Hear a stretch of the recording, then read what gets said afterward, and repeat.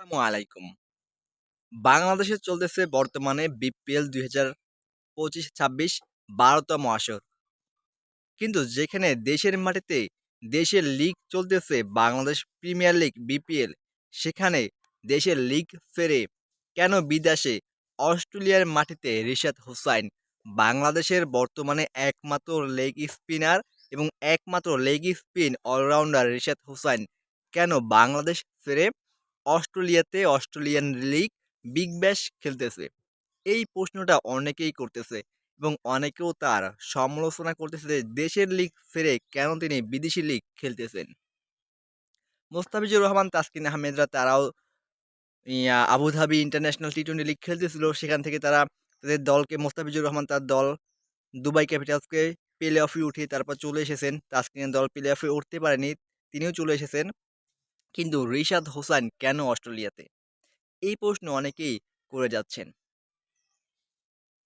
BCB তাকে একেবারে big ব্যাশের পুরো সিজন খেলার জন্যই ছাড়পত্র দিয়েছেন এবং তিনি বিগ ব্যাশ খেলে তার ক্যারিয়ারের যে সামনের যে দীর্ঘ জার্নিটা, সেটাকে তিনি সহজ করতেছেন। বিগ ব্যাশে তিনি প্রতিটা ম্যাচেই সুযোগ পাচ্ছেন একাদশে এবং প্রতিটা ম্যাচেই তিনি দারুণ পারফরম্যান্স করেছেন এবং গতকালকেও হোবার্টের হয়ে তিনি দারুণ বোলিং করে ৪ ওভারে মাত্র ৩৩ রান খরচায় তিনি ৩টি উইকেট শিকার করেছেন এবং তাকে একেবারে অনেকটাই আশা নিয়েই বিগ ব্যাশের দল হোবার্ট হ্যারিকেন্সে যুক্ত করেছিলেন রিকি পন্টিং এবং সেই রিকি পন্টিংয়ের আস্থার প্রতিদানই তিনি দিচ্ছেন এখন এবং তিনি ৪ ম্যাচ খেলে ৭ উইকেট শিকার করে বোলিংয়ের সর্বোচ্চ উইকেট শিকারীর তালিকায় এখন ৪র্থ নাম্বারে।